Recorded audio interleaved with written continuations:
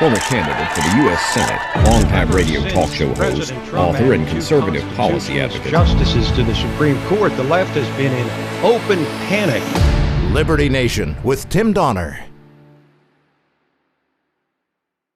Is Michael Bloomberg the savior of the Democratic Party or their downfall? Welcome back into Liberty Nation Radio, a production of LibertyNation.com and heard from coast to coast on the Radio America Network. As the Democratic establishment tries everything in its power to pull the socialist Bernie Sanders down from his perch atop the presidential race, they turn their lonely eyes to Michael Bloomberg, who won't even be on the ballot till March. But Bloomberg is now trying to deflect damaging new revelations of sexual abuse on top of his signature stop and frisk policy and the cruel remarks about the people affected by it. We will examine the life and times of Mayor Bloomberg and LibertyNation.com's Onar Am on the validity of Trump's statement that Bernie is a communist and Bernie's statement that Trump has benefited from socialism, plus the aftermath of Brexit with LibertyNation.com managing editor Mark Angelides and Talkin' Liberty with our legal affairs editor Scott Cosenza. Say what? Say what? Say what? One more time. We commence the proceedings with our signature segment, Say What, where we roll out a virtual assembly line of wacky, astonishing, damnable, and ultimately revealing things uttered by politicians and the chattering class. Looking back over the 2 weeks since it happened, it now appears that the most infamous example of incompetence at the national level of politics in recent memory, the Iowa caucuses, changed everything in the Democrats' race to unseat President Trump. And here's why. It changed the entire conversation, the entire narrative, the entire focus from Trump and his sins to the Democrats being unable to get their own house into any sense of order. And now, on top of that, one of those Southwest airline moments. You know, the ad where someone says or does something so embarrassing and there's no escape. The voice says, "Want to get away?" Well, just days after a strong showing in New Hampshire that pole vaulted her into the top tier of candidates, Amy Klobuchar went on Spanish language Telemundo and was asked about the Mexican president. Sorry to ask this, but do you know who he is? Do you know his name? Yeah. I know that he is the Mexican president. But can you tell me his name? No. So. Don't you think it would be important, if you're running for president, to know who the president of Mexico, the country to the south of the United States, is? Yeah. Because, can you tell me who the president of Mexico is? Yeah, President López Obrador, I hope. You're the only one that's been able to tell me that today. Really? Yes. Wow. Ouch. Want to get away? At least Mayor Pete knew the Mexican president, and even he sounded unsure. But this personal incompetence on top of the collective incompetence unmasked in Iowa is yet another favorable turn of events for Michael Bloomberg, the stealth billionaire who you see only on TV and online, never in person, like he's some sort of avatar. He is skipping the first 4 contests as he carpet bombs the 14 states voting on Super Tuesday, March 3rd, spending, at last count, an unprecedented, unheard of $385 million on ads, to the point where he's now actually running out of places to run ads. So as Bloomberg becomes all the rage in a party desperate for someone, anyone, to save them from themselves, so do increasingly disturbing statements from his past and allegations which are now piling up as the Klieg lights get turned on the former mayor of New York. So let's drill down on this guy. An old video was uncovered last week of Bloomberg saying his stop and frisk policy amounted to, paraphrasing here, finding young dark-skinned men, throwing them up against the wall and frisking them. That was the match that lit a tinderbox, as we learned this week of persistent allegations of sexual harassment filed against Bloomberg during his years at his own company before he was mayor.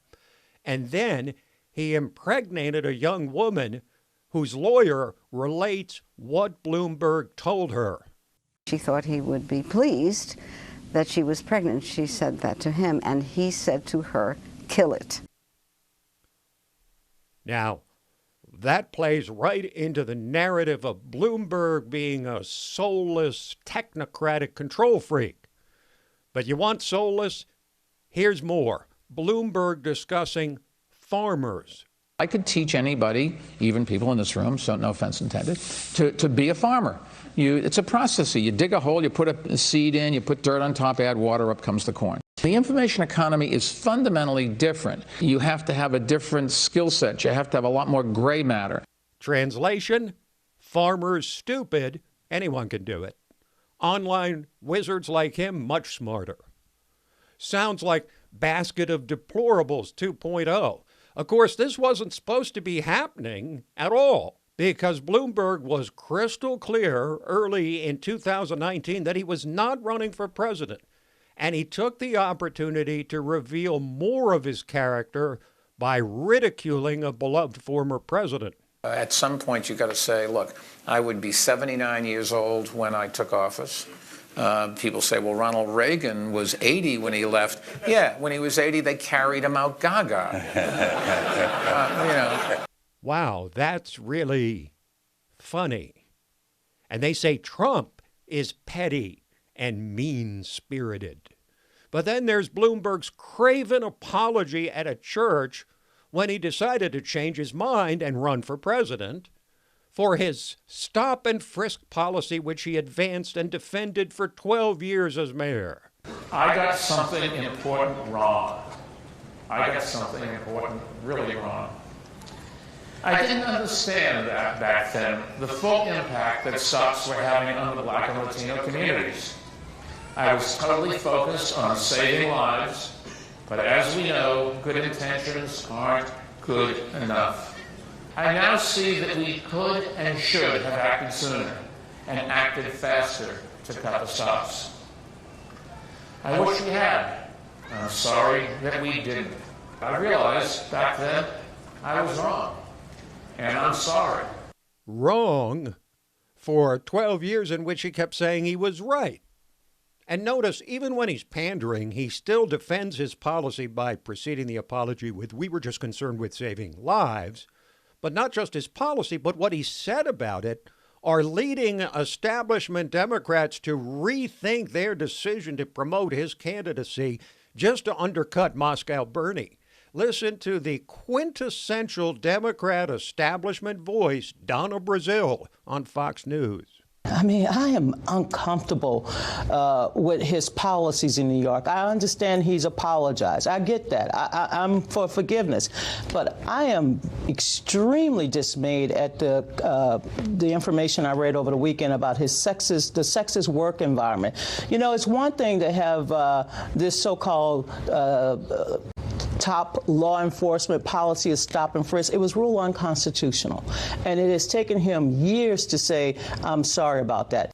So now Bloomberg is trying to fend off attacks from both wings of the party, the socialist wing and the liberal wing.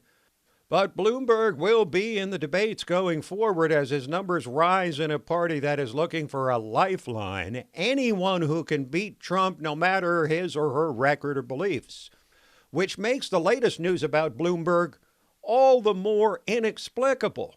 That he's seriously considering as a running mate, wait for it, Hillary Clinton, which Trump's chief strategist from 2016, Steve Bannon, says is a sign of the Democrats' apocalypse. There are clearly discussions going on. You really haven't had a denial from the Bloomberg camp, and you certainly haven't had a denial from the Hillary Clinton camp. And I think this goes back to the heart of why the Democratic Party has lost its way. The Democratic Party does not understand today, 8 months from Election Day, why they lost 2016. They don't understand about managed decline of our elites. They don't understand why Donald Trump won. They don't understand the message of Donald Trump.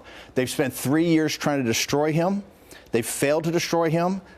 8 months from the election, they have nothing. So now they have a moderate Republican mayor oligarch of New York combining with a globalist, a multi-time failure presidential candidate to try to do a combination. And I think that this shows really the personal vendetta that the Clintons and Michael Bloomberg have against President Trump. It's all personal on the left with Trump. And that's why their collective Trump derangement syndrome leads to the actual possibility of Hillary rearing her head again. Trump must be salivating. Quick break, and then we're back to talk about how things have changed with our most treasured ally in the aftermath of one of the most significant events in recent international history, Brexit. Panic. Liberty Nation with Tim Donner.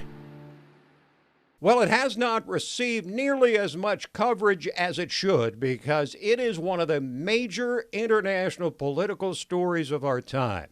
It took more than 3 years for reluctant politicians to implement the clearly expressed will of voters in England, but when one more election fully and finally settled the issue in December, the result was overwhelming.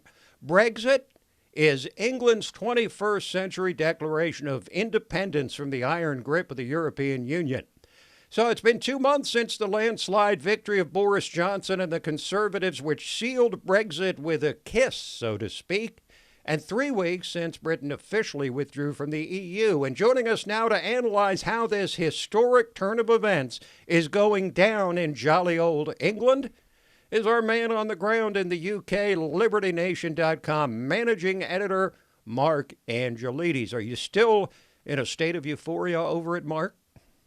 Well, hi, Tim. Thanks for having me. Yeah, well, everybody's pretty excited about what the future is going to hold. It's very much a new dawn and a new day here in Britain. There was a temptation, of course, to bring you on when Brexit was finally consummated, but I wanted to wait till the finality of it has sunk in for a while to get a gauge on just how this seminal moment in British history is going down with the people now that the reality of it has settled in for a time. Now, looking at Brexit from across the pond here, this looks like Trump being elected president. This looks like Britain reasserting its independence, reasserting its sovereignty, reasserting its distinct heritage. This looks like a really big deal. How about over there? Yeah, I mean it's a huge deal over here. It's a complete reshaping of the entire political landscape, and with that comes a reshaping of the entire cultural landscape too. And I think the country is really just reveling in the possibility that's ahead for it. Although this won't entirely be realized until the end of this year, the end of 2020, once the transition period's over. And the UK is officially all ties cut, and we're either operating on some kind of trade arrangement with the EU or we're working on World Trade Organization rules. So the impacts won't really be felt. But in terms of the attitude, I think everything's feeling incredibly sunny over here. People almost seem relieved. It's as though a great weight's been lifted. Now, Mark, I'll never forget waking up after the 2016 election on November 9th and feeling like everything had changed, almost like we were in a different country. And the left has said the same thing from the opposite angle. Did you get any of that same sense when you woke up the morning after the December 12th election or the morning of February 1st when the country had regained its full independence? Well, on the morning after the December 12th election, not at all, because although Boris had campaigned on we're getting Brexit done and we're leaving come hell or high water, although he'd campaigned on that and promised that, we've had 3 years since the actual vote was taken. So one more promise was just one more promise and wasn't really, it wasn't anything tangible. It wasn't something you could grip hold of. But on the morning of February 1st, absolutely. It was. It now seems to myself and many others that from what we do from now on, it's all for us. It's not. We can't look to blame the machinations of the European Union anymore. Now it's all about what we can do together as a country. Now, in the category of how big is this Brexit? Compare for us the magnitude of Brexit to other seminal or pivotal events in the history of modern England, or even ancient England, though I will not require you to go all the way back to William the Conqueror in 1066. Well, anything before 1066, and we're missing all the best bits. It's a country coming out from under a grip of servitude, as far as many of us see it over here. We've been, my entire life, from when I was born, was under the EU. And for those who think the EU is and was a wonderful thing, that they feel very saddened by that. But for those of us, and Brexit is a young movement, despite what the papers would have you believe, that it's all old, half-retired colonels or something. Now, one of the biggest assets and liabilities at the same time of independence is England's newfound necessity to make bilateral trade deals directly country to country, starting from scratch with the EU, which I'm sure will be fraught with peril, the US, which at least on paper should be relatively easy, and the rest of the world. Now, the sky is falling crowd. The Remainers who said the country would collapse if you approved Brexit and it went through. They predictably say this need for bilateral deals now will be a disaster, while the free market types say it opens a world of untold opportunity. The reality here, Tim, is that the free market types really do have the right to this, because the people who say that you have to renegotiate trade deals or negotiate trade deals, in fact, from the very start, they're living in the past. You're not building things from nothing. You're building from a base of there are already trade arrangements, and trade is always beneficial. Otherwise, people wouldn't do it. Mark, thank you for your wisdom as always, and for getting us a sense of what's going on the ground in England at this very historic time. Thanks for joining us. A pleasure. Mark Angelides, managing editor of LibertyNation.com. When we return, Trump calls Bernie a communist. Bernie says Trump has enjoyed the spoils of socialism. We'll discuss just how true or false these declarations really are. Where can you find honest political commentary?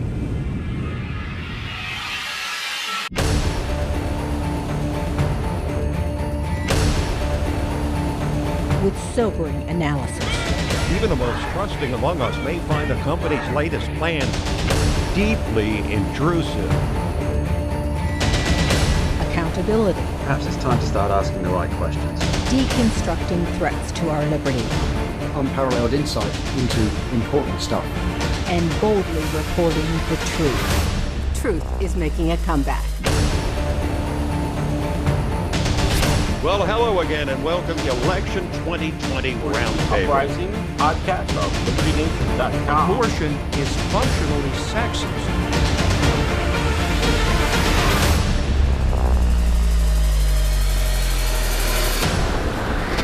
From my cold, dead hand.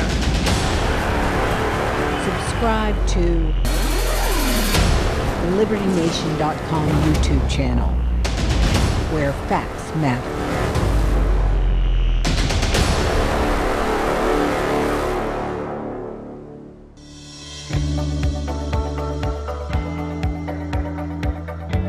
Click on youtube.com/LibertyNation. Liberty Nation with Tim Donner. Donald Trump says Bernie Sanders is not just a socialist, but a communist. Bernie Sanders says he's a socialist, not a communist, and that Donald Trump has benefited from socialism. That's the takeaway from a fascinating he said, she said, so to speak, on the pages of LibertyNation.com, authored by a man with great insight into human behavior, not to mention international affairs. Onar Am, our man on the ground in Europe, more specifically Scandinavia, more specifically the great state of Norway, joins us now. Hello, Onar. Hi there, Tim. So good to have you back. It's been too long. So let's start with the president's assertion that Bernie is not just a socialist, but a full-on communist. You say there's good reason for Trump to believe that or say that. What in Trump's mind and your mind makes Bernie a communist as opposed to a socialist? if you just look on the surface of how Bernie behaves and what he says, he is not a communist. Like advocating universal health care is not communism. But if you think of this in terms of like a wolf in sheep's clothing and look more at on the attitudes beneath, then he most certainly is a communist. Because in Europe, you can tell the difference between those who lean towards communism from those who lean towards capitalism based on their attitude towards the Soviet Union. And after World War II, the Social Democrats, who were big advocates of the welfare state, they leaned towards the U.S. They were parts of NATO. They supported the U.S. and they were advocates of a free market capitalism. Socialists or communists who rejected the U.S., they leaned towards the Soviet Union, and that was the Great Divide. And no social democrat in Europe would ever praise anything in the Soviet Union. So when Bernie Sanders says very nice things about the Soviet Union, he honeymooned in the Soviet Union, Yes, he and did. he has praised various communists, such as Cuba's dictator Castro, and he has praised Hugo Chavez and the Venezuelan Socialist Revolution, which is a democratic version of communism. Then that places him solidly on the side of the Soviet Union, of communism. What's interesting about Bernie's honeymoon with the Soviet Union, his honeymoon in the Soviet Union physically with his wife, but also his sort of mental honeymoon with the Soviet Union came in the 1980s when the whole thing was crumbling. I mean, it was falling apart, and he was doing things like praising their public transportation system when everybody could see that things were unraveling. But let's now examine Bernie's counter-assertion that Trump has benefited from socialism. Now, Bernie also said the U.S. is already essentially socialist with its giant safety net.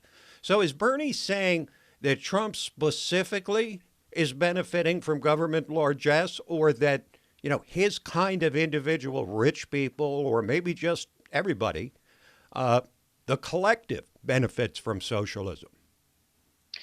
Now, first, let's start with this about the safety net. In Europe, that is not regarded as socialism to have a welfare state, because it was a conservative in the 19th century, Bismarck in Germany, that introduced the welfare state, the first welfare state. True. And so all the conservative parties in Europe advocate some sort of welfare state. They just don't want it to be as big, and they don't want to be it so intrusive. But that alone does not make you a socialist, according to the European model of socialism. But what Bernie seems to be saying is that if you're receiving subsidies, that's corporate socialism. I would agree on him on that. If you do receive that, that is a form of socialism.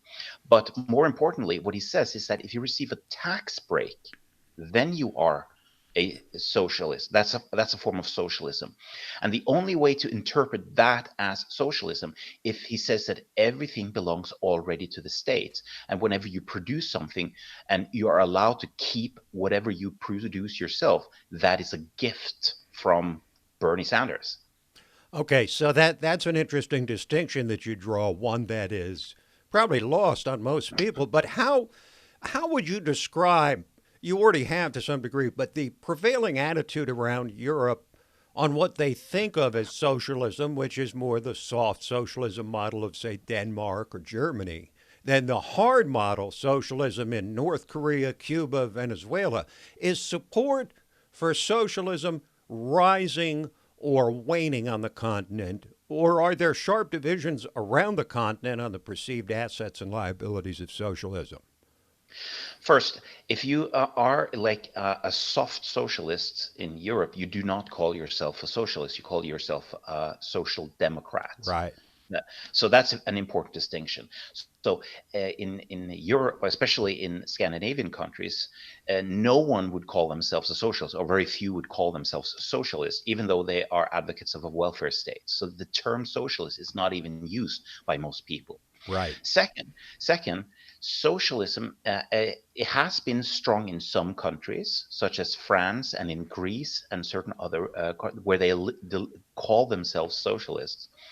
But generally speaking, socialism has been not on the rise, but we now have a strange split, whereas there's a great rise in far left socialism in Europe as a part of the fringe, but the middle of the road socialism is falling.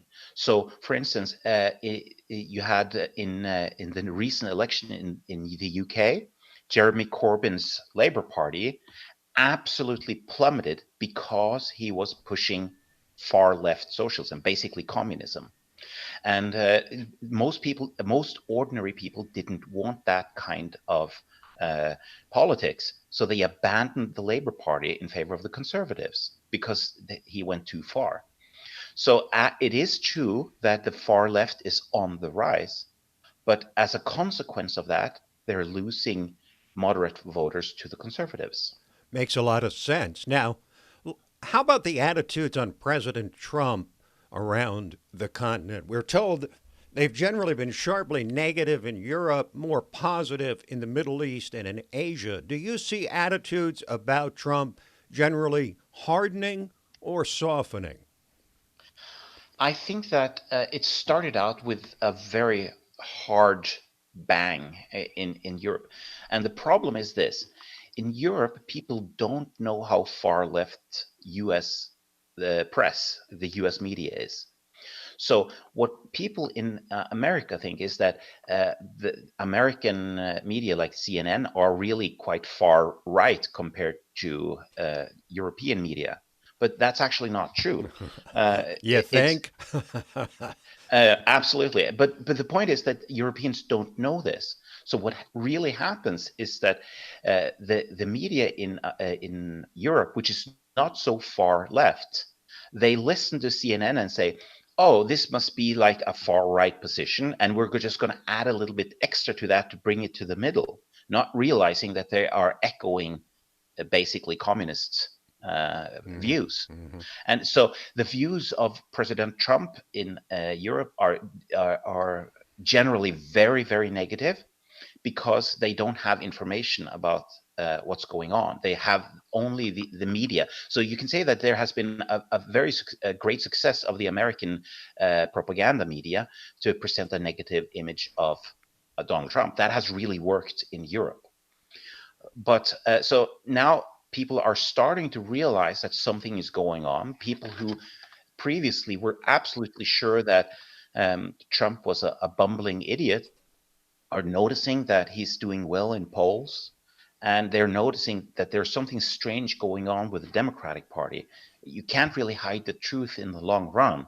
So people in Europe are starting to wake up that, wait a second, there's something, some part of this story that we're just not getting. Well, I went on record on July 6th of 2019 predicting that Trump would win 350 electoral votes, probably add 5 or 6 states at least to what he won last time, but maybe not 6, 4 to 5. But the way the Democrats have imploded of late, we might be looking at more like a 40-state sweep. We'll just have to see. But we sure have appreciated having you back to share your deep insights into human behavior and politics and international relations. Thanks for joining us. Thank you very much. That is Onar Am, international correspondent for LibertyNation.com, joining us from Norway.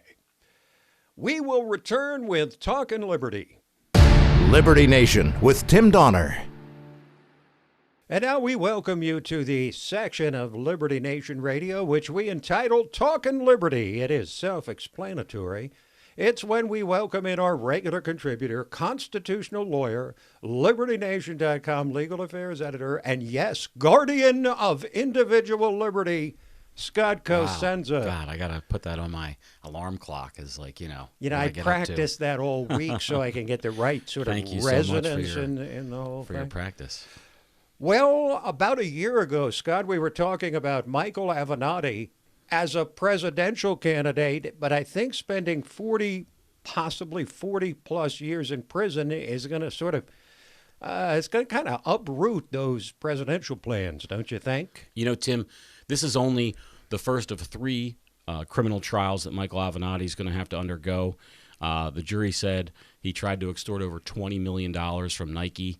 And what he did was essentially he engaged in self-dealing as well. What he did was, in trying to represent his client, he tried to negotiate sort of a side deal for himself to become a quote-unquote consultant for Nike.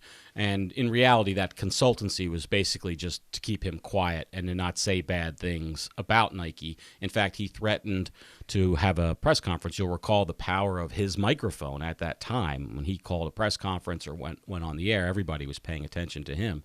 And he said, I'll go take $10 billion off your client's market cap, meaning based on his statements, right? And so, it's seems like a sad end. Now, Mr. Avenatti says, I think that he will appeal, but we're just going to have to wait and see. Does this mean he's not running for president? Yeah, you know, it's sometimes his statements have gotten over the course of the many charges. It's a little like the Black Knight in Monty Python. You know, it's but a flesh wound. Meanwhile, he's getting cut to pieces. So we'll keep following it. All right. Here's another one you're following as closely as I would say almost anyone in the country, which is the gun debate in Virginia, the laws being passed, the statements that are rather inflammatory being made by the gun control crowd on the left, the people in charge of the state, and give us the latest. Or in this case, Tim, the bill's not passed, and all the good people said, Amen. And that is over the big one. There are many gun control proposals that have been put forth in the current Virginia legislature and some that are still out there that may go forward. But the monster is the gun confiscation, assault weapons, and magazine ban bill. That was defeated on Monday morning via procedural vote, where 4 Democrats joined the 6 Republicans on the subcommittee and voted it to basically be carried over to the next session, which effectively kills that bill.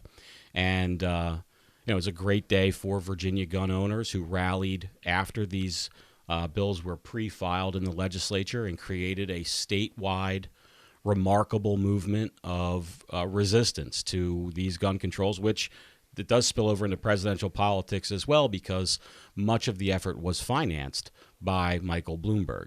Now, you were one of thousands of people who showed up on Martin Luther King's birthday for a rally, a gun rights rally in Richmond. It was the biggest turnout ever for that annual event.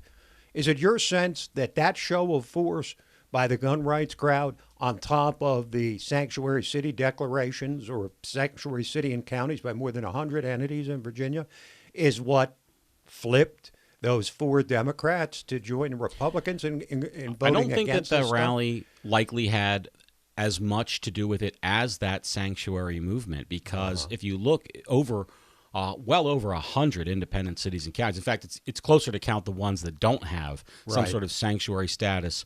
And this, again, is the movement whereby people demand of their county legislators and managers or city managers a resolution or statement that they will not cooperate with state authorities if those state authorities move in to violate the Second Amendment rights of the people. And some of the counties even had sheriffs, Tim, that said they would deputize the entire county as long as you weren't a felon so that you could continue to keep and bear arms if the state had changed the law. And I think that these politicians looked at the legislation and the opposition in their political futures and decided that they would like to have a political future rather than not have one. And so we have avoided the haunting specter of state agents going from door to door and confiscating guns that would have been deemed illegal with no grandfathering in of people that already owned it. So that to me was the frightening prospect, and that's now been avoided. It's terrifying, and it's been avoided until the legislature meets again in its next session, Tim. And no promise that they won't go back on what they just did. Mm-hmm. Okay, so here's a question for you, Scott. Can a state police officer search a car based on probable cause of a federal marijuana crime? The question speaks to the whole issue, which we've discussed repeatedly, which is the lack of conformity between federal and state laws on weed. It's a fascinating question. This tension where we have this, again, I always love to say it because it's so, I think most people really don't get it. Everywhere it is in the United States of America, unless you're one of like half a dozen people with a federal prescription to take marijuana for glaucoma, okay, which was issued like, I don't know, so long ago that it's amazing any of those people are still alive from natural causes. Right. Then you are using marijuana illegally under federal law. Every single dispensary, state level legal, every single doctor that, issues it, person that takes it, it's illegal under federal law. That has not been enforced for a while, thanks to Senator from Colorado and some other activists that have made sure that that's where we are with the current enforcement regime. Well, what about a cop, Tim, who pulls somebody over and they can smell weed or say they smell weed, which, take your pick as to yes, we've covered those stories before, happens. Too, yes. And they say, well, I know there's a federal crime afoot, so that gives me, under the Constitution, the reason to get in and search that vehicle. And it's interesting because police officers are certified at the state level, not the federal level.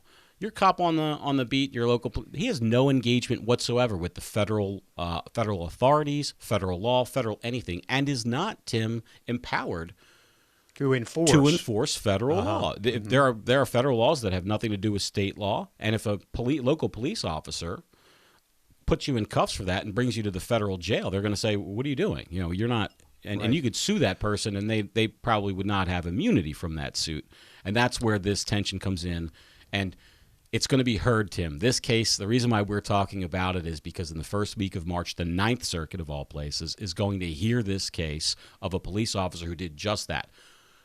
They were in a place where marijuana has been decriminalized, but yet they said, we're going to search anyway because of the federal law. Can they do it?